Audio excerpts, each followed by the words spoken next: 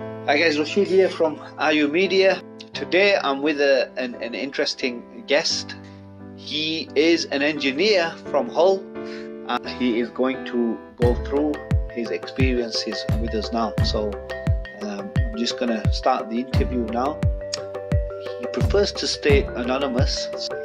So yeah, if you want to tell us about your background in engineering and how you got into it, please, that'll be good, because the audience, what I have here, with some of them, I'm trying to build content for them so they can see how building a skill set or how different work experiences you can go into different areas of work, etc. But I'll just describe to the audience, you're probably in your 50s plus, I would say. More near the 60s. Yeah, late 60s, right. I mean, late 50s, right. Late 60s, I'll be hanging my boots up. Yeah. The funny thing was, I didn't get into engineering. You didn't know? No, I was young and daft and joined the army straight from school. Alright, so you're army background then? Yeah, and then I went into express courier delivery and stuff all over Europe. And then I started a motorbike shop. My passion was the motorbikes. I had trouble getting things made that I wanted for my motorbike racing. And it run its course. I think we had the shop for about 8 years. And at the end of it, I was getting more and more interested in engineering, because I was having to get other people to make stuff for me. And decided to take time out and go to college at 30 years old. Right. So you decided to go to college? Yeah, to do my engineering, which I did. I did that. So between 20 and 30, or at 16, you joined the army? Yeah. You were there did you do 4 years or 8 years? It was 4.5. 4.5 years. Nearly 5, yeah. And then after that, you came out, you just worked local? Well, all of Europe, delivering stuff for ship spares and things all over. Right. Got to Hamburg. I went to Berlin before the wall come down. Was that in a little van, yeah, delivering ship spares most of the time. Not in the HGV? No. I'm surprised. So even vans used to just... Yeah, because used to drive like 18, 20 hours a day. This was to get the jobs done. Probably in the 80s then, isn't it? Yeah. When I still could do it. Yeah. I couldn't do it nowadays. So back then there wasn't much haulage then, I guess. What it was, if it could be taken by a smaller vehicle, it wasn't restricted by the hours you could drive. You could get it there quicker. Yeah. And if it was an express delivery, definitely that was the main option, to get it in a van. Yeah. I once went all the way to northern Germany to deliver some pencils. Because I was opening a bank and I had them made in the UK. There were special pencils made from twigs. It was natural outside. Slightly bendy, some of them, with the carbon through the middle. Yeah. Quite gimmicky. And there was late being manufactured. I had to drive through a snow blizzard through the night to get to the bank to deliver these pencils. What was so special about the pencils? Yeah, the one, just like a normal hexagonal pencil or whatever they are. No. They didn't have flat sides. It was a natural twig, like it'd come off a tree. It had bark on it and everything, but it had drilled with a pencil head in it, so it was more organic. Yeah. So it was organic, but the bank wanted it. Yeah, the bank wanted it because it was opening. It was giving it away to its customers free on the day of opening. Yeah, and they already ordered it. Yeah. I got there the morning they opened, and they were literally taking them off me and giving them out to the German people, the potential customers. Yeah. Also, you had to deliver that all the way to Germany. Yeah, all the way through a snow blizzard in the night. Wow. Yeah, you delivered some crazy stuff. That must have been some spectacular journeys you've had then. Yeah, been all over the place. Yeah. No. Anyway, that was before I went to college. Yeah. For my engineering. Yeah. So that was before. Yeah. Yeah. How much mileage did you put on the van then? Was it your own van or was it company van? The company used the van, but there was one job I used to do 4,000 miles in 3.5 days. Whoa. And they always used to hire a van for that one because they didn't want to kill their own vans. Yeah. And we, believe it or not, we didn't often go back to the same van hire company twice because they wouldn't have us when they realised how much miles I was putting on the van. tell us about your engineering then. So at 30, you decided to go back to college. Yeah, Did you get any I went back to college and influence from anyone or?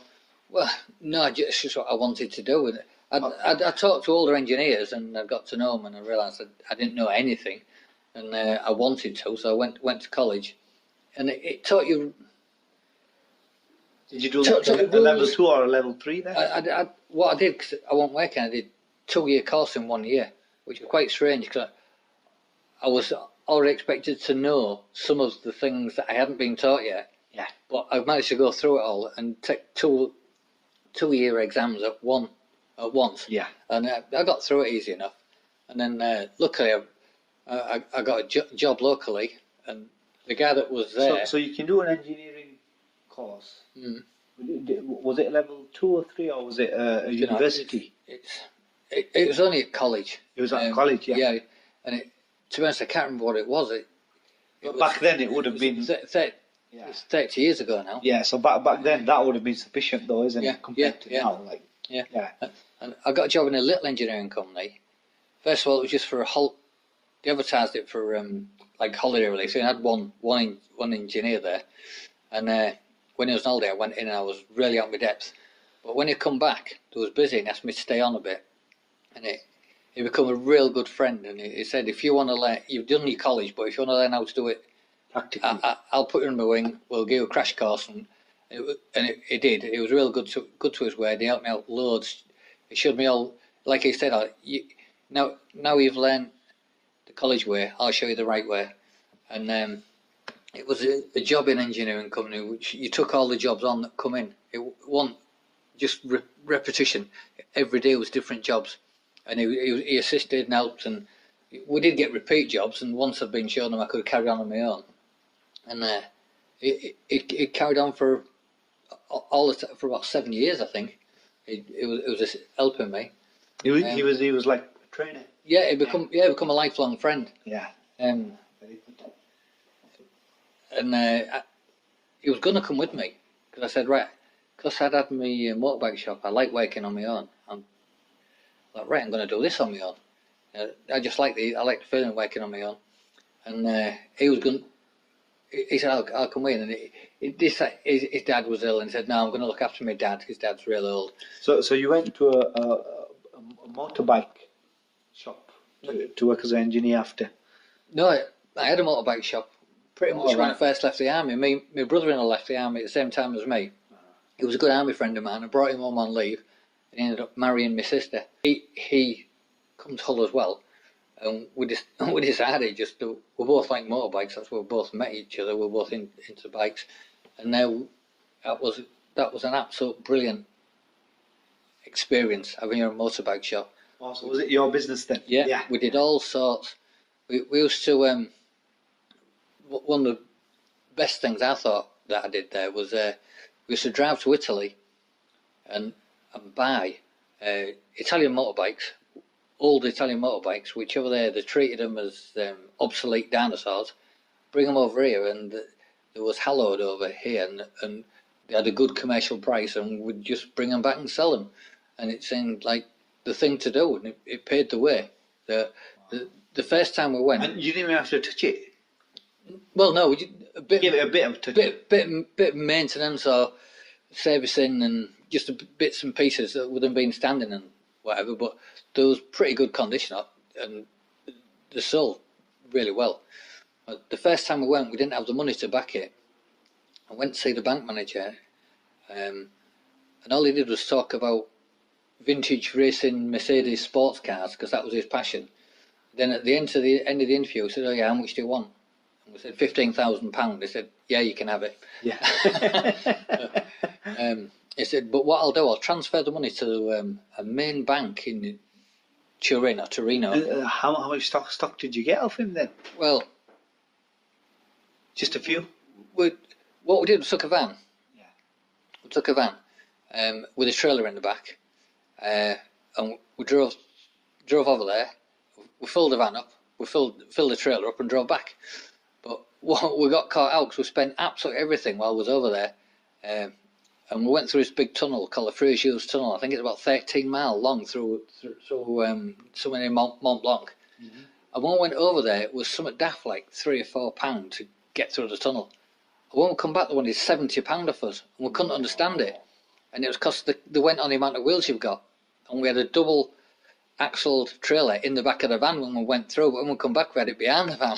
So it nearly scuppered us. We nearly run out of diesel. We had no money left coming back. Whoa. Yeah, it was funny. But getting back to the bank manager, he said, because you don't like to travel with cash, we'll send our money through to a top bank in Torino, and you can pick it up from there, cash, and then you can go about your way. We don't want you travelling with our money, because if you lose it, Yeah, problems. risk for them. Yeah. So we got all the way to Torino. I went to this bank. We got there. There was like security guards on the door, inch-thick plate glass, double doors, marble everywhere, and brass, marble and brass. It was a beautiful place, absolutely beautiful. Went in and introduced ourselves and showed our passports. And they didn't have a clue who we was or why I was there. And so we went back next day, same thing. Went back next day and said, oh, we know who you are, but you can't have your money till tomorrow. So it was like 4 days before we got our money. And the bank manager was really adamant that we must have it put to this main bank. This good main reputation. bank, yeah.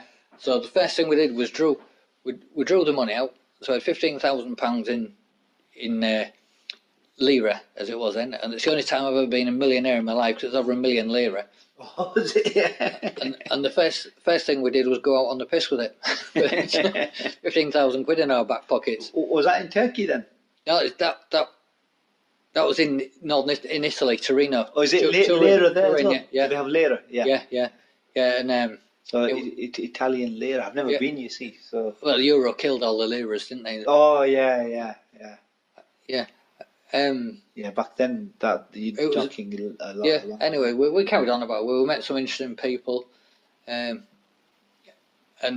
went all over, and we got some bargains. Really, it was quite strange though. So you went there and you bought a few motorcycles. Yeah, and you just bought. Come back with 10 or a dozen, basically. Coming back was an ordeal though, because every time we got to Dover, back then we weren't in the EC as we are now, or maybe. Yeah. It depends on what's going to happen. But you had to get loads of paperwork and everything. We had to have all the stuff stamped by Italian customs before we left, and it was we got to Dover, and it was 27 hours getting through the paperwork. That must have been 27, and all they had was a little room that was about 20 foot by 10 foot for the drivers. It was supposed to be temporary, so that there was all back then. They was all sat in there smoking as well, and you didn't leave in case they called your name out, and you'd be scuppered. So we sat in there for 27 hours. Must have knocked 5 years off my life with all the smoke that I breathed in. And then the guy said he really apologised. He said, I can't understand why it's taking this long, but I guarantee if you come again, it won't take that long. So next time we come back, it took 27 hours. Again, yeah.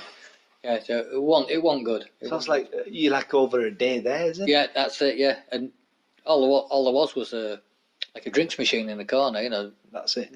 Nowhere to get food or wash the change or all like that. You must have got food though. Well, somehow. Walk across the terminal and find somewhere selling food, but it was like being in prison. You didn't have any choice, and everything cost a fortune. Yeah. Good laugh though. Good laugh. Well, so that's your business side then. So then when you came back to England, how did you sell these?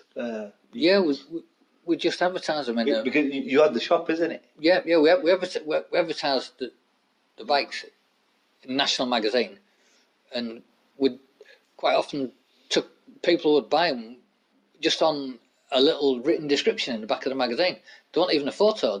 Yeah. And there was no internet then. Nobody said, "Oh, email me a photo," or send me a photo in snail mail. They just said, "Oh yeah." And one guy, we took a bike all the way down to London, and got it out the back of the van. We wheeled it up, and it was in a taxi rank. It was like off Taxi, off the American film, in the glass. Yeah. Lifted his head up and went, "Oh, that looks just right." He said, put it over there with the other one. That's it. He didn't even come out of his box to come and look at it. He spent a lot of money on this bike. You know, I must get into taxis. That's where the money is. So it must have been like quite profitable then. Well, it was, yeah. Unfortunately, it didn't last long enough because the Germans got wind of it and turned up with great big fat checkbooks and hoovered everything up, and did they? the cupboard was bare. So it was a good niche while you had it. Yeah, well, we had it, but it didn't last long enough. I'd like to have done it till my retiring day. I might have retired. How many years? Retired at 40. How many years did you get out of it then? We had the bike shop 8 years, but we didn't do that for 8 years. We tried importing bikes from Japan, but that didn't go so well. It just covered its costs. It wasn't really successful. So how many years did you do the lucrative bit then? We didn't do it all year round. We just picked the season because we stayed in a campsite. Right. Right up on the top above Turin. It was a Second World War anti-aircraft base, shooting down the bombers. Oh, yeah. But there's right a lot of space to put bikes, yeah. And I don't know what we looked like. We had bikes all over the place, and we used to strip some bikes down to get them in under the other to make room and whatever. And anything sort of went to that campsite.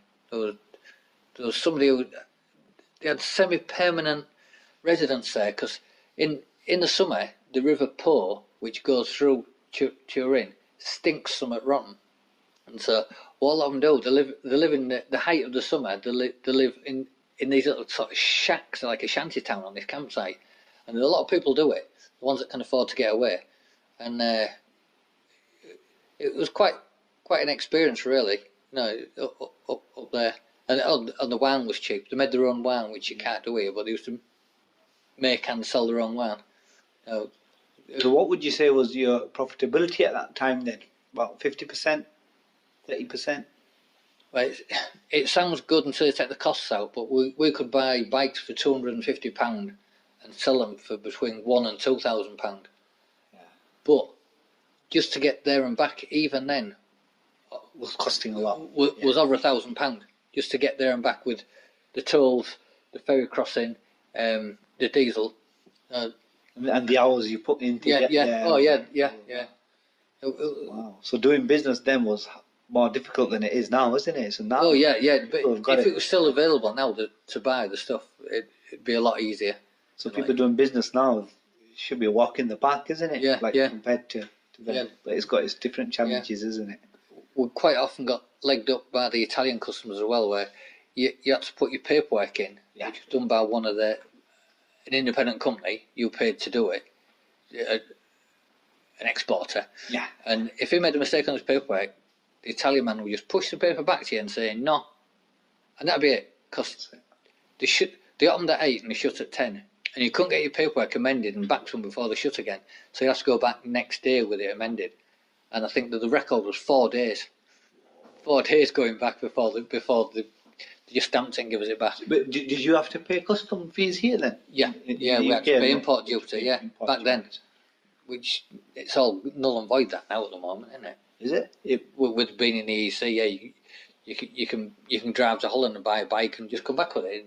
You don't have to declare it or anything. You contact DVLA to get it registered, but you don't have to pay any taxes or anything on it. It's inside the EC. Right. So that could change, or is going to. It could very well change. We don't know. Yeah. Did you do any other businesses then after? No, really. When I went into me engineering. You went back into the engineering. Did that go? Was it the same company you were with now, or was it a different company? Well, because at first what you said was you built some experience. Yeah. I started on my own. What I did, I kept a little notebook in my pocket. And every item that I used, I wrote it down on my little notebook, and I started buying stuff, engineering equipment, right? Because I had the intention and the ambition to build something. Yeah, and I waited till I got like 90% of the stuff before I decided I was going to go ahead with it. And what were you intending to build? Well, what I was going to do and what I did was two totally different things, as often is in life. I was going to do cylinder head conversions for the back then the new petrol, but hardened valve tin head.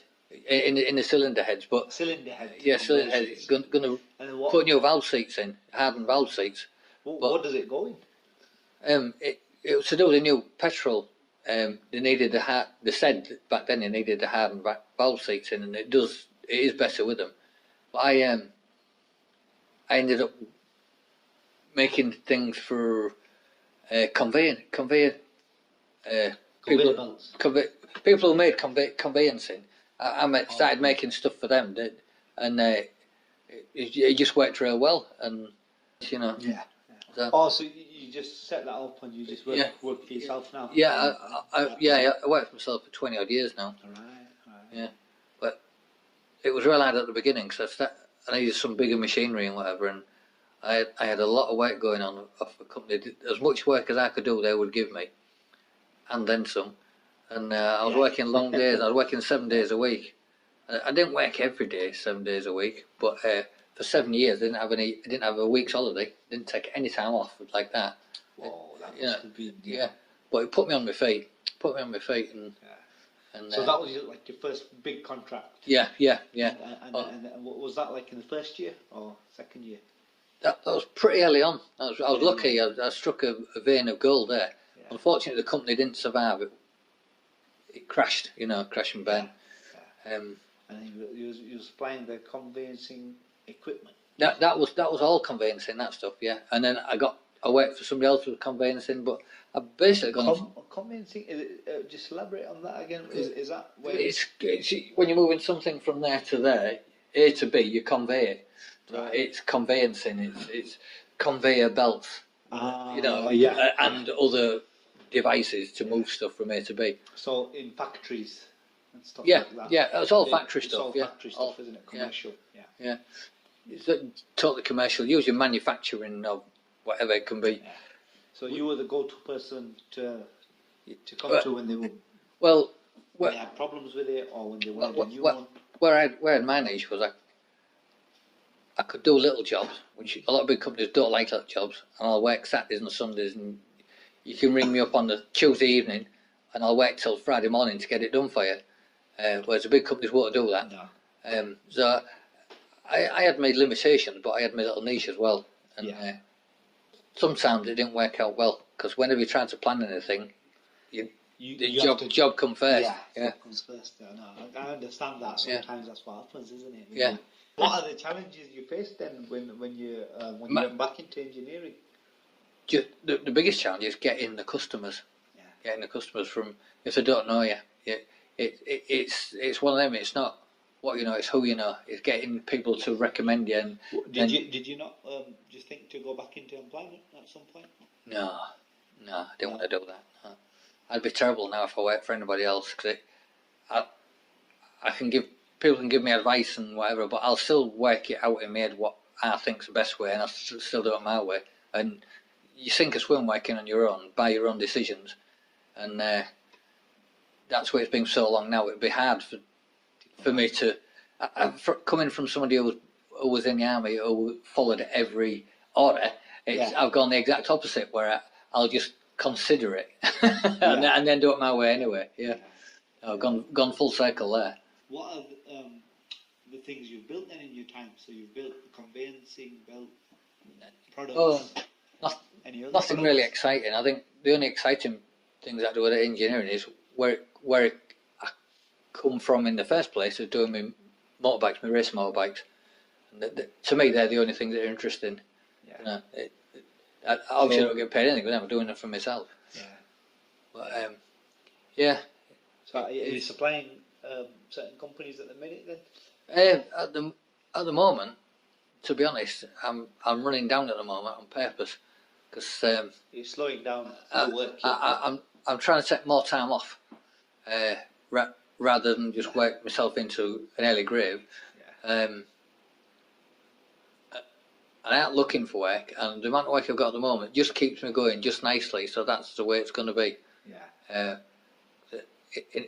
So you have a lot of time then, isn't it? As well, I'm trying to organise it. I'm trying to move a workshop at the moment. It's taking forever. I was going to say, where do you keep your workshop? Well, I've bought a workshop. Oh, Yeah, I bought one. Yeah, because them early years weren't a lot of money. I just put it into the property and bought the workshop. Yeah, which is nice. You know, paid my house off. Bought the workshop. I don't. All I need to do is get enough money to eat. to survive. Yeah. Eat and drink. Yeah, and be happy. Yeah. So I don't want to be working silly hours anymore. No. Yeah. Especially when the summer comes, and even more so school holidays. I intend to try and have all of August off this year. All right. I intend to do that. Yeah. Yeah. So when you got into it, I bet you didn't know that you were going to be where you are today. Then, isn't it? No. I bet you didn't go with the intention to go self-employed. No, when I went into engineering, I didn't. But because I'd already been self-employed, it's always ticking away in the back of your brain. Yeah. And then you thought, when you where can I transition the skills? Because it was only a small company I was working in, I could see how I was running it, and I kept thinking, well, I could do that. And I couldn't. I did. And the unfortunate thing is that guy's gone under as well now.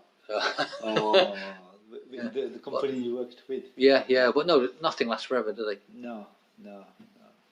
I guess some of the bigger companies, they have bigger costs, though. That's what it is, isn't it? Oh yeah, they're astronomical. I wouldn't like to try and run a big company. I wouldn't know where to start. Far more things that they have to consider more things that I even know they've got to consider.